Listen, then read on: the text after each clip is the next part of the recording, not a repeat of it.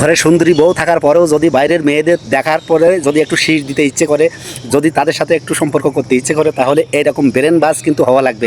ভিডিওটি শেষ পর্যন্ত দেখবেন, আশা করি বুঝতে পারবেন। ভিডিওটি দেখতে থাকুন।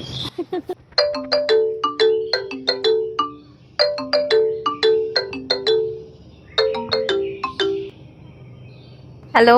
হ্যালো ভাবি, আপনার হাজবেন্ড কই? কেন ভাবি? আমার জামাইরে দিয়ে আপনার কি দরকার? আপনি আমারে ফোন দিচ্ছেন, আমারে বলেন কি দরকার? আমার জামাইরে দিয়ে আপনি কি করেন? শুনেন ভাবি, আপনার হাজবেন্ডকে আমার দরকার না। আপনার হাজবেন্ডকে আপনি কিছু বলতে পারেন না? হ্যাঁ, আপনার হাজবেন্ড যেখানে সেখানে মানুষকে ইফটিজিং করে। কি? আপনার হাজবেন্ড আজকে কি করছে জানেন? আজকে আপনার হাজবেন্ড ভরা মজলিসে, মানে রাস্তার মধ্যে এত মানুষের মধ্যে আমাকে শীষ দিচ্ছে। আপনার মাথাটা ঠিক আছে?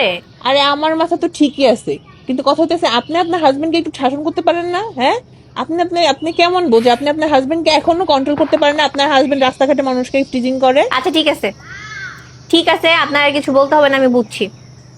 আপনার এটা নিয়ে কোনো টেনশন করার দরকার নাই, আমি দেখতেছি। আচ্ছা দেখেন, ধন্যবাদ আমার জানানোর জন্য। এই বেড়ার আজকে খবর আছে, লুচ্চামি করে বেড়ায় সব জায়গায়।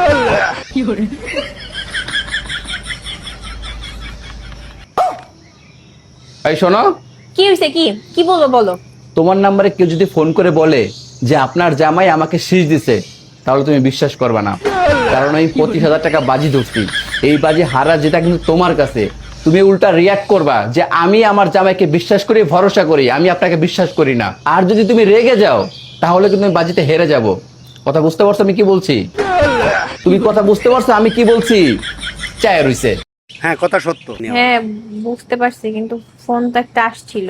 ফোন আসছিল? তা তুমি কি বলছো? আমি তো তার কথা বিশ্বাস করছি, আমি তো চিন্তা করছি তোমার আজকে ধুলাই দিব। দিলা তো সব শেষ কইরা।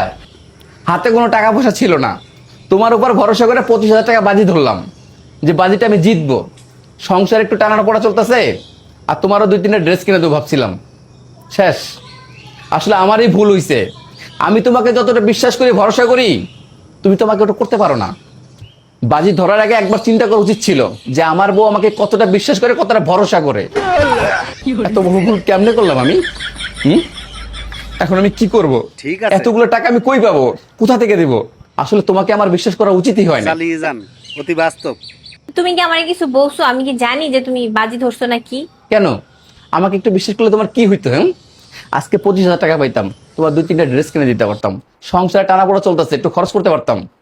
সব শেষ, তোমার জন্য সব শেষ। এখন এখন আমি কি করব? কই থেকে দেবো টাকা?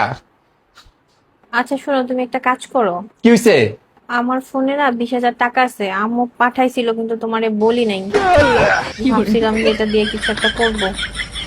তুমি বরং এই টাকাটা নিয়ে যাও, নিয়ে আর 5,000 টাকা ম্যানেজ কইরা দিয়া দাও। আসলে আমার টাকা মানে তোমার টাকা, হ্যাঁ, কথা সত্য। তোমার টাকা মানে তো আমার টাকা, তাই না?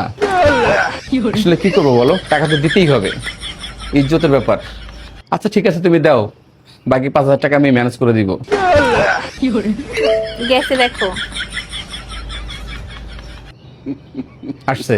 আর ফার্দার বাজি ধরার আগে আমার বলবা, নাহলে আমি না জানলে আমি কেমনে ইয়ে করবো যে কে সত্যি কথা বলতেছে।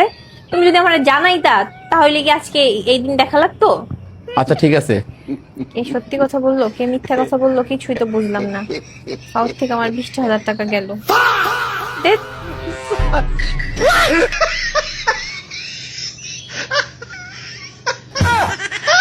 बच गया साला।